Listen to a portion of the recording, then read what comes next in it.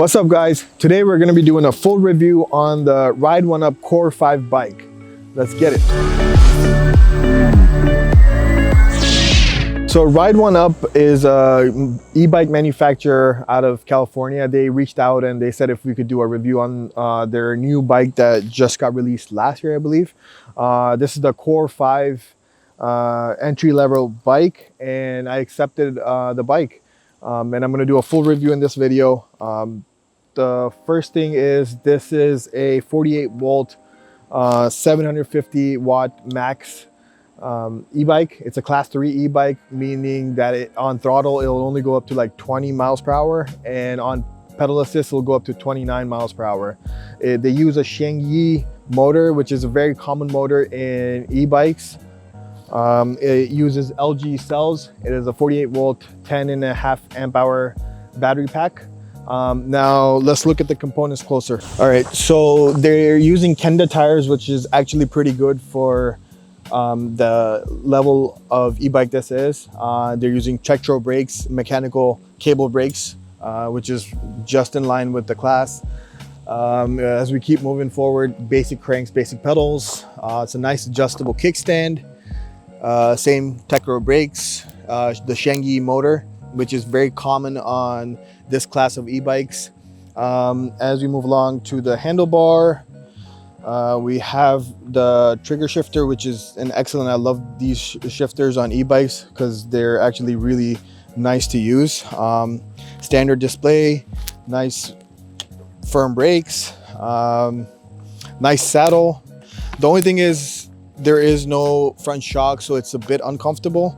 But you can get a better saddle for that. Let me flip around the bike and let's go on the other side. Okay, so on this side they use a Shimano Altus derailleur, which is actually pretty nice. And they use Shimano freewheel, which is a 7 speed freewheel, 11 to 32 teeth, which is pretty standard.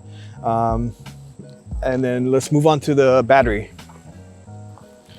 So the battery is integrated into the down tube, which is actually, they did a really good job integrating it. Looks super sleek. Here's the charging port.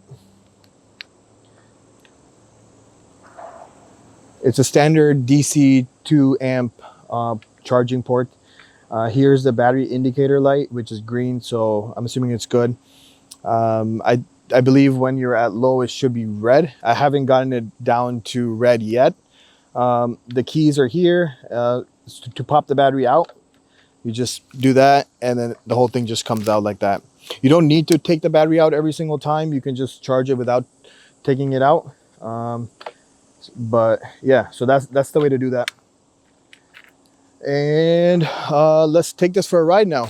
All right guys, for the first test run, I'm gonna leave my gear into the first gear so I get maximum amount of torque, and let's see what the top speed I can hit. So on paper it should hit 20 miles per hour, which is 32 kilometers an hour. Let's see if we can hit that in gear 1. If we do, then yeah, then the controller is inhibiting any more speed. So let's try that.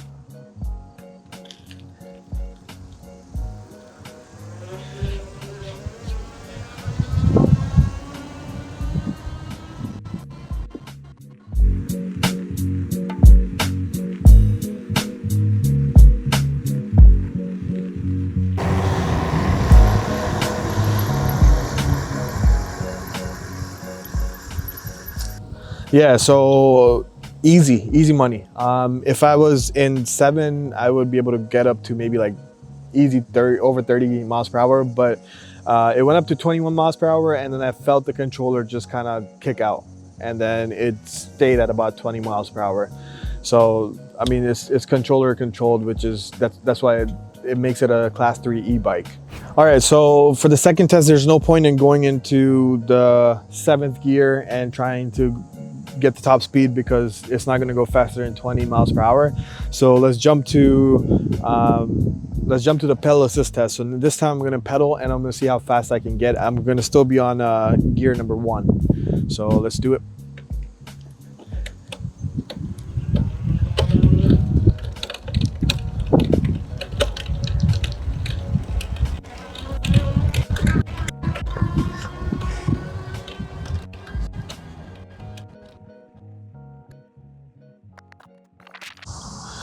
All right, so I just went top speed on the pedal assist. I was on the first gear. I was able to get up to like 21 miles per hour, and then I bumped it up to 7th. And then I was able to get up to 28, 29 miles per hour, and then the controller limiter kicked in. So 28 is the limit on the pedal assist side. Yeah, so I mean, all in all, it's a great bike. Okay, so in conclusion, there's a couple things that I do like about the bike, couple things I don't like about the bike. The pros for this bike would be the price point. It's an excellent price point for an entry-level bike. Hold on one second, we got a car coming. So yeah, so the price point for this bike is an excellent price point for all the components and what you get. Bang for the buck, amazing. Another pro that I do like is the design. Really sleek, great color choice. So the design aspect is great. Cons for this bike is no front suspension. So maybe you can put a suspension post to get some, because if you're in an area where you have to go off road, or there's a lot of bumps and potholes, then it's gonna hurt your tush. What else are the cons? I don't like the fact that it's limited, but again, that's a class 3 e-bike, so it's limited. I'd like to go fast, so this is not the bike for me. But someone that's looking for an entry-level bike to commute and that's road legal, this is an excellent bike for them. So yeah, all in all, if you're looking to purchase this bike, use the link in the description. Yeah, what else? Is there anything else to cover? Well, speaking of fast, what did you do with the saddle on the tandem right there, buddy? Oh, so yesterday we were playing around with this. We just installed reverse.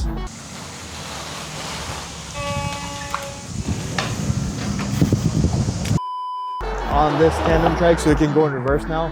We were just playing around with it, and we just played around a little too hard. If you want to see what happened, check out our YouTube shorts. I'll link that in the description as well. So yeah, we're up to no good all the time.